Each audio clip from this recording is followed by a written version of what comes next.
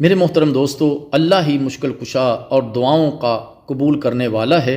اللہ تعالیٰ جل شانہ کا فرمان ہے، اعوذ باللہ السمیع العلیم من الشیطان الرجیم، امن یجیب المضطر اذا دعاہ ویکشف السوء ویجعلکم خلفاء الارض االہ مع اللہ قلیلا ما تذکرون۔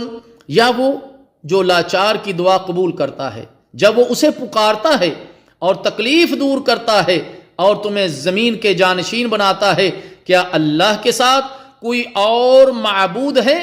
بہت ہی کم لوگ نصیحت قبول کرتے ہیں۔ یہ آیت انسان کو توحید اور اللہ پر مکمل بھروسہ کرنے کی دعوت دیتی ہے اور ہمیں یاد دلاتی ہے کہ حقیقی مددگار اور مشکل کشا صرف اور صرف اللہ ہے۔